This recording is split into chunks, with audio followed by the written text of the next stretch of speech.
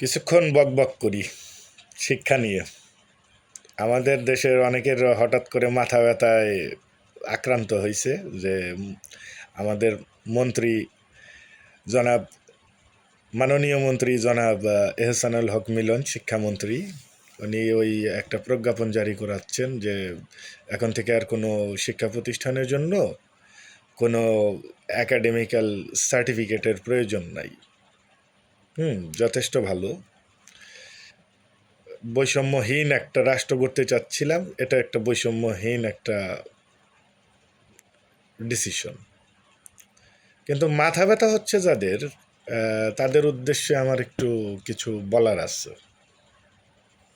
যারা বলতেছেন যে এখানে কোনো মূর্খ লোক বসাবেন না, ভাই শিক্ষিত আর মূর্খের ভিতরে আপনি কি বোঝাতে চাচ্ছেন? শিক্ষা বলতে কি বোঝান আমাকে, আমাদেরকে? ওই হাতে কালি মুখে কালি ছেলে আমার লেখাপড়া করে এগুলা? আপনি একাডেমিক্যাল শিক্ষার যে ব্যবস্থাটা বলতেছেন সেটা মাত্র আমাদের হইল 10%, আর 90% তো আমরা প্রকৃতির কাছ থেকে শিক্ষা নেই। যে ওই প্রকৃতির কাছ থেকে যদি আমরা শিক্ষা না নেই তাহলে তো আমরা শিক্ষিত হইতে পারতেছি না। আপনি আর এত শিক্ষা দিয়ে আপনি চিন্তা ভাবনা করতেছেন যে এই লোক বসানো যাবে না, ওই লোক বসানো যাবে না। তো তারা কি করতেছে? তারা কি এতদিন কি আপনাদের বিদ্যালয় বা কলেজগুলো কি পরিচালনা করে নাই? তারা করছে তো। যতগুলো বাংলাদেশে বিদ্যালয়, মাধ্যমিক বিদ্যালয় বলি আর এই প্রাথমিক বিদ্যালয় বলি আর আপনার ওই কলেজ বলি, এগুলোর মেজরিটি তো আপনি দেখবেন যে কোনো না কোনো অশিক্ষিত লোকের দান করা জমি নিয়ে, দান করা টাকা পয়সায় পরিচালিত হয়ে আসছে। হঠাৎ করে আপনি তাদেরকে বাদ দিয়ে দিবেন? এটা কোনো এক ধরনের বৈষম্য হয়ে গেল না? আপনার রাষ্ট্র ব্যবস্থা আমাদের বাংলাদেশ, এই বাংলাদেশের যে আদি যে চিন্তাধারা, আমাদের আদি চিন্তাধারায় প্রাচীন যে সময়গুলো ছিল, মৌর্য যুগের কথাই ধরি। চন্দ্রগুপ্ত মৌর্য যে ছিল, সে কোন কলেজে পড়ালেখা করছে, কোন ইউনিভার্সিটিতে? চাণক্য ছিল একজন, উনি ভালো একজন অর্থনীতিবিদা ছিল। তো ওই চাণক্য উনি কোন বিদ্যালয়ে পড়ালেখা করছে, কিন্তু অর্থশাস্ত্র তো আজও অবধি তাকে ছাড়াইতে পারে নাই কেউ। আপনার বিভিন্ন জায়গাতে ওইগুলো তো রইলই। পরবর্তীতে আসেন আপনার বিভিন্ন কিছু আবিষ্কারের ভিতরে আমরা শিক্ষিত লোক আজকে যারা এই ঘড়ি দেখি, এই ঘড়িটা যে আবিষ্কার করছেন এই 1505 সালে পিটার হ্যানলিন। এই পিটার হ্যানলিনের পড়ালেখার এডুকেশনাল ব্যাকগ্রাউন্ড কি পাবেন না তো। আপনার বা এই যে বাতি, তারপরে গ্রামোফোন, ভিডিও ক্যামেরা, এরকম বহু যন্ত্র তৈরি করছে টমাস আলভা এডিসন। তার প্রাতিষ্ঠানিক শিক্ষা কোথায়? পাবেন না তো। আপনি ওই চিন্তা করবেন যে এই প্রাচীন গ্রিসের যে চিন্তাধারা, সেখানে আপনি সক্রেটিসকে পড়েন। সক্রেটিসের পড়ালেখার ব্যাকগ্রাউন্ডটা কি? নাই তো। মাস্টার ডিগ্রি পাশ করে নাই তো, স্নাতক পাশ করে নাই তো। তো আপনি তারা কি ভালো কোনো রাষ্ট্রবিজ্ঞানের কোনো বই উপহার দেয় নাই আমাদের? আপনি আসেন আমার মানিকগঞ্জে, আসেন মানিকগঞ্জে জুলহাস, ওরা এডুকেশনাল ব্যাকগ্রাউন্ড কি? মানিকগঞ্জের জুলহাস কিন্তু প্লেন বানাইছে রে ভাই, সারা বাংলাদেশ দেখছে, দেখে নাই? এখনো বানাইছে, এখনো আছে, মারা যায় নাই তো। কই আপনার একজন স্নাতক বা স্নাতকোত্তর আইসা তো বাংলাদেশে একটা প্লেন বানায় নাই, জুলহাস বানাইছে। কিছুদিন পরে চড়বেন ওই প্লেনে, আশা রাখি। রবীন্দ্রনাথ এপার বাংলা ওপার বাংলা মিলিয়ে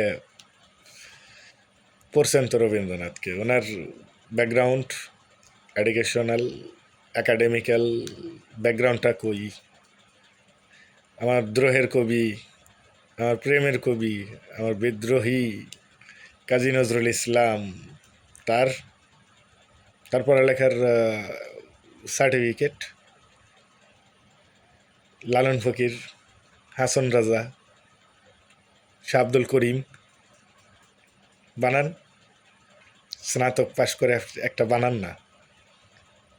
না, আমি এই হেয় প্রতিপন্ন করছি না, মনে করবেন যে আমি হেয় প্রতিপন্ন করছি না। এটা হচ্ছে প্রাকৃতিক শিক্ষা। একটা হচ্ছে প্রাকৃতিক শিক্ষা, ওই প্রাকৃতিক শিক্ষায় যারা শিক্ষিত হয়েছে সেই সমস্ত লোকগুলো ভালো অবস্থানে সমাজকে অনেক কিছু দিচ্ছে। অযথা বৈষম্য তৈরি করবেন না। আমি এটাকে সাধুবাদ জানাই। আমাদের মন্ত্রী মহোদয় অত্যন্ত বিচক্ষণতার সহিত এই একটা ডিক্লারেশনটা দিচ্ছে, আমি এটাকে সাধুবাদ জানাই।